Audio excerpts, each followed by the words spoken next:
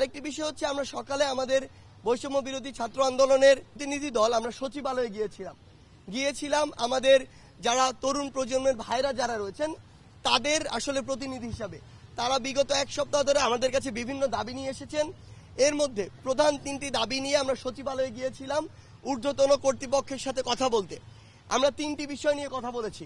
বিষয়টি হচ্ছে 43তম বিসিএস এর যে রেজাল্ট হয়েছে আসলে এটির কবে থেকে তারা গ্যাজেটেড হবে এই বিষয়টি তারা জানতে চাচ্ছে এই কারণ তাদের রেজাল্ট হওয়ার প্রায় 6 মাস থেকে 8 মাস সময় হয়ে গিয়েছে।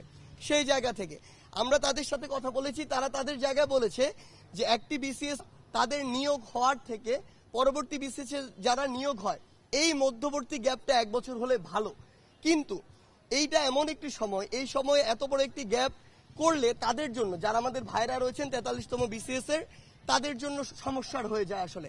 সেই জায়গা থেকে আমরা তাদেরকে অনুরোধ করেছি এবং তাদের সাথে মনে হয়েছে তারা যথেষ্ট আন্তরিক। তারা তাদের জায়গা থেকে জানিয়েছে, তারা পিএসসির সাথে কথা বলেছে, জনপ্রশাসন মন্ত্রণালয়ের সাথে কথা হয়েছে। সামগ্রিকভাবে আমরা প্রত্যাশা করছি অতি দ্রুত সময়ের মধ্যে হতে পারে যে তাদের যে গ্যাজেটেড হওয়ার যে বিষয়টি এটি সম্ভবত আমরা এই মাসের মধ্যে বা সেপ্টেম্বরের প্রথম সপ্তাহের মধ্যে আমরা আসবো।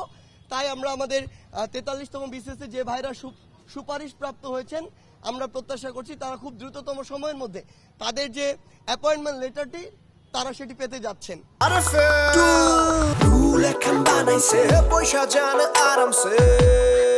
এটি এক। দ্বিতীয় যে বিষয়টি সেটি হচ্ছে যে ক্যাডার বৈষম্যের একটি কথা আমরা বারবার শুনি।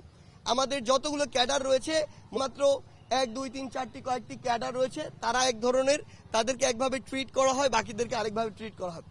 সেই বিষয়টি নিয়ে আমরা স্পষ্ট করে কথা বলেছি যে যদি আসলে এভাবে ক্যাডার বৈষম্য করা হয় তাহলে টেকনিক্যাল ক্যাডারে যারা রয়েছেন তারা কিন্তু তাদের ওই এক্সপার্টিসের জায়গাটিতে যেতে চাইবেন না। তারা যেতে চাইবেন কোথায় জায়গাটিতে সুবিধা বেশি। তাহলে আলটিমেটলি দিন শেষে কিন্তু তাদের পিছনে যে দেশে ইনভেস্ট তাদের গ্র্যাজুয়েশন টাইমে এটি একদম লস হয়ে যাচ্ছে, আবার দেশের জন্য ক্ষতি হচ্ছে। সেই জায়গা থেকে আমরা দাবি জানিয়েছি যে এই ক্যাডার বৈষম্যটি দূর করা যেন হয় এবং তারা বলেছেন যে খুব দ্রুততম সময়ের মধ্যে তারা একটি আন্তঃমন্ত্রণালয় কমিটি যারা রয়েছেন এই বিষয়ে এক্সপার্ট তাদের সাথে বসে কিভাবে এটিকে মিনিমাইজ করা যায় এবং একটি সুন্দর অবস্থায় নিয়ে আসা যায় সেটি নিয়ে তারা কাজ করবেন। আরেকটি বিষয় আমরা সর্বশেষ যেটি জানিয়েছি সেটা হচ্ছে নন ক্যাডারদের বিষয়টি। আমাদের অনেক ভাই দেখা গিয়েছে যে বিসিএস পরীক্ষায় প্রিলিমিনারি পাস করেন, রিটেন পাস করেন, ভাইবা পাস করেন, প্রসেস প্রায় 3 বছরের একটি প্রক্রিয়া। এরপরেও তারা যখন দেখা যায় 3টি ধাপে পাস করার পরে ক্যাডার তো পায়ও না, নন ক্যাডার পর্যন্ত পায় না।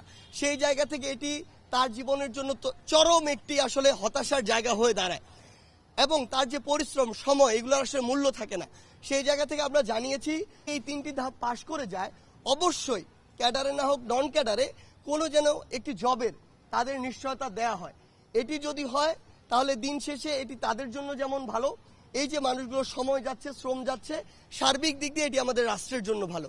সো আমরা এই 3টি বিষয় নিয়ে আমরা সচিবালয়ে কথা বলেছি। যে হসপিটালগুলো নিয়ে আমরা বিভিন্ন জায়গায় পর্যবেক্ষণ করেছি, সেগুলো নিয়ে আমাদের যে মতামত সেটি আমি দিয়েছি।